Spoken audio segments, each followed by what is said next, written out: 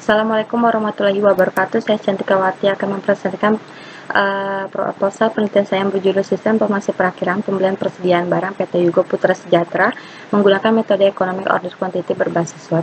Dengan latar belakang, persediaan merupakan sejumlah barang dalam proses yang disediakan untuk menjaga kelancaran operasi perusahaan guna memenuhi permintaan konsumen setiap waktu. Persediaan bisa jadi berupa barang jadi dan bahan mentah untuk diproduksi ataupun dijual kembali.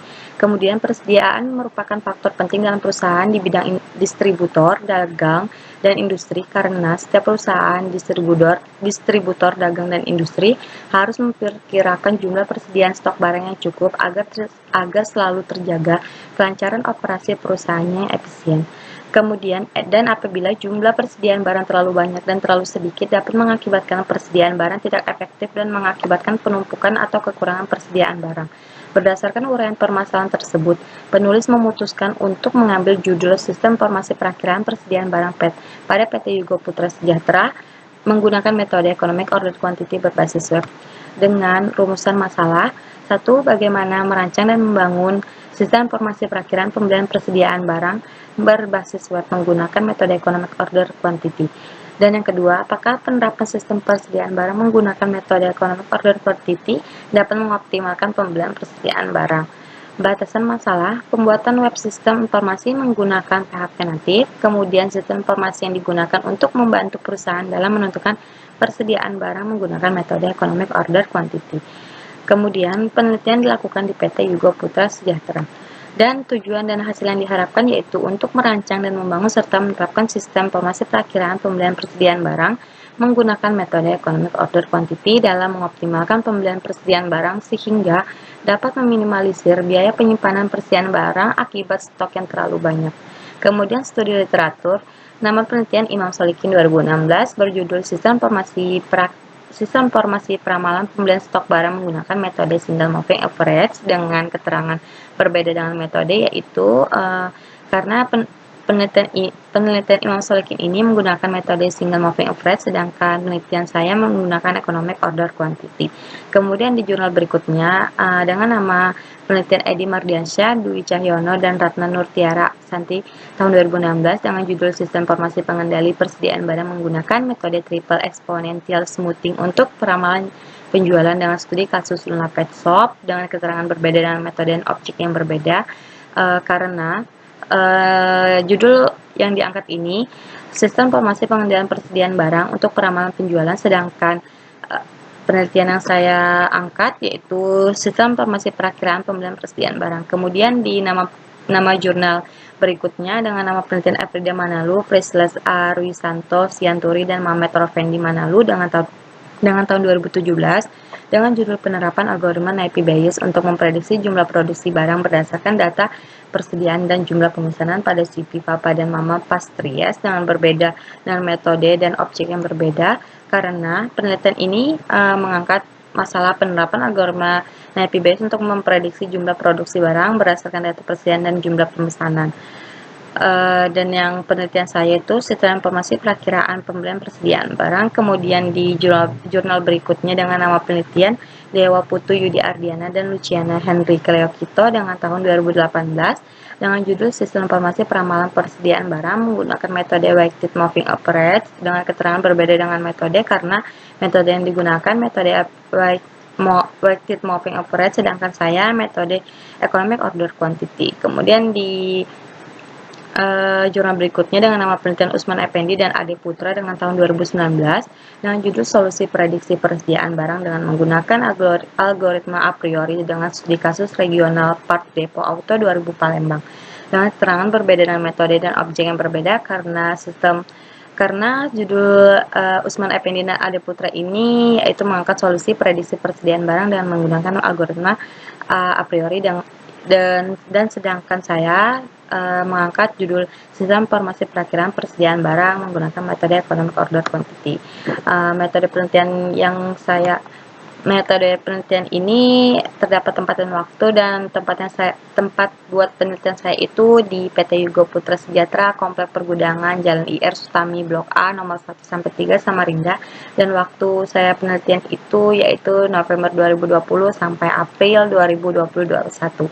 Dan alat dan bahan alat saya gunakan laptop Asus AMD Ryzen 3, harddisk 1 terabyte, kemudian RAM 4 GB, dan aplikasi yang saya gunakan yaitu PHP Native, Exam, Sublime Text, database MySQL, kemudian browser Google Chrome, dan bahan yang saya butuhkan yaitu data biaya pemesanan dan data biaya penyimpanan pada PT Yugo Putra Sejahtera.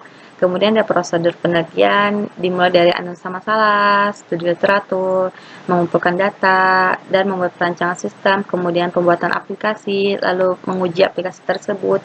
Jika aplikasi tidak berhasil, melakukan pengujian ulang, dan jika berhasil, langsung menerapkan sistem dan selesai. Kemudian rancangan sistem ini terdapat gudang.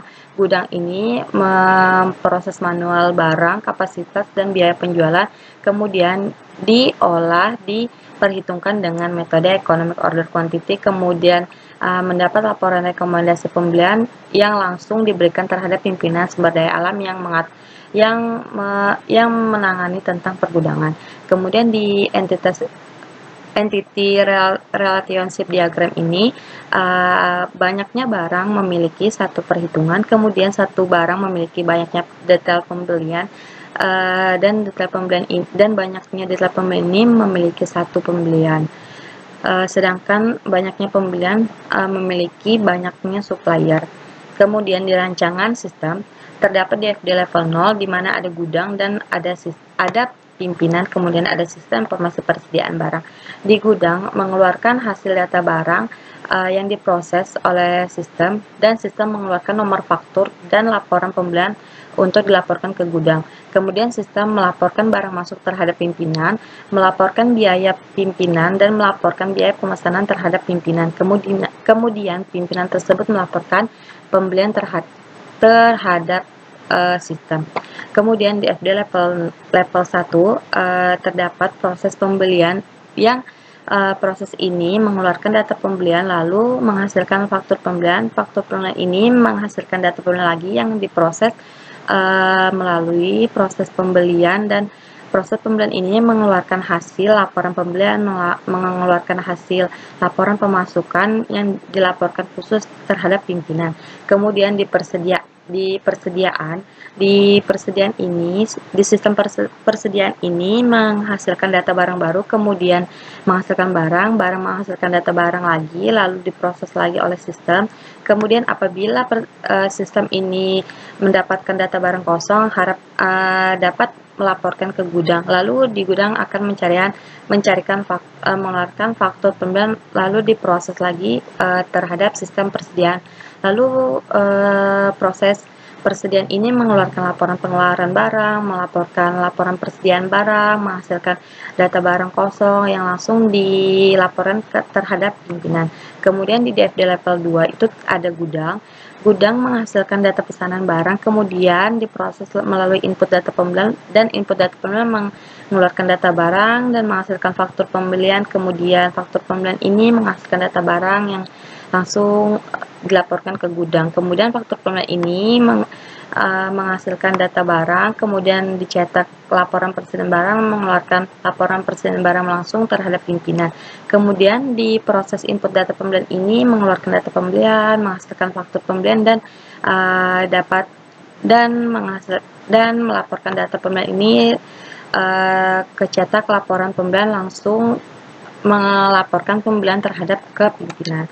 Kemudian ada jadwal penelitian yang saya sudah paparkan ini adalah analisa masalah di bulan November, pengumpulan data di bulan Desember hingga Januari 2021, pembuatan aplikasi di bulan Januari, Februari, Maret 2021, kemudian pengujian aplikasi di bulan Maret dan April 2021, kemudian yang terakhir penyusunan laporan di April 2021.